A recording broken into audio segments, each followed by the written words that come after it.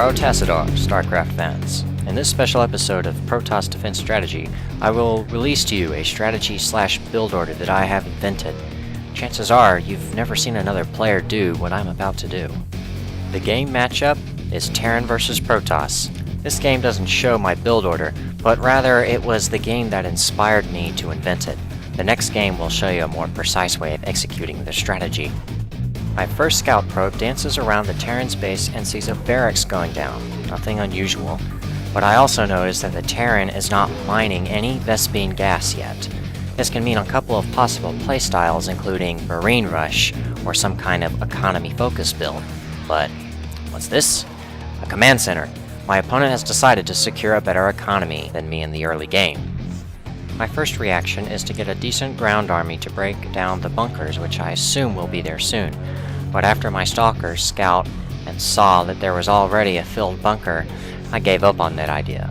Just in case you didn't know, bunkers at the front of a Terran's natural usually means he has already expanded, and has no plan to play aggressively, for the moment. So, my plan now is to do something a little crazy and risky, but extremely effective on the unsuspecting Terran. I'm building a robotics facility so I can warp in warp prisms. I will also make additional gateways so I can warp in more units at one time. The idea is to fill up 2 warp prisms with units, then drop into the Terran's main base, warping in more units with the warp prisms.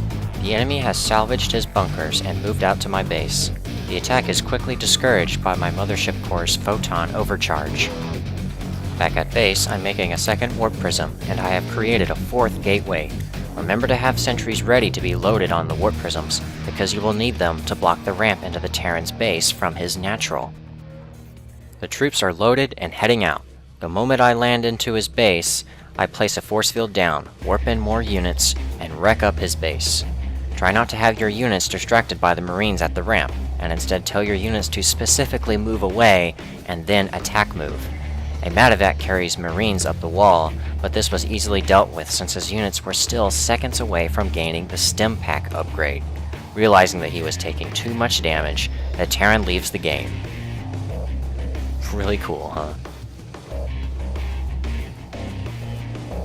In this second game, I have made my build order, but I have not yet optimized it to my satisfaction.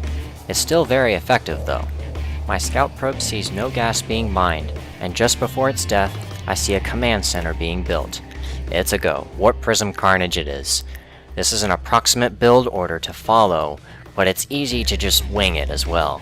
The idea is to get both assimilators down as fast as you can so you can start sentry production and a robotics facility as fast as possible.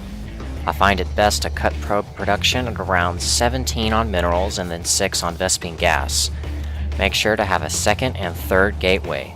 Once I finish optimization of this build, it is possible that you will not need the 3rd gateway finished to load the units as long as you chrono boost your 2 other gateways. I couldn't fully load the 2nd warp prism because I had accidentally supply blocked myself. Remember to make additional pylons so you can continue to warp in more troops. If you really catch the Terran off guard like I did here, they will sometimes even leave just as they see the first force field being placed. GG. This strategy relies on the Terran either not having many units or having most of his army in the front of his base, trapped outside. In other words, it's dependent on the Terran making a mistake. At least for some time after the posting of this video, and my post on the StarCraft 2 forums, this strategy should remain effective until the Terrans come up with an answer. This strategy has the potential to be effective against any race, really, that decides to be greedy, but the Terrans are the most vulnerable. As always, if you would like to analyze these games yourself, you can download the replay files at these links. Good luck.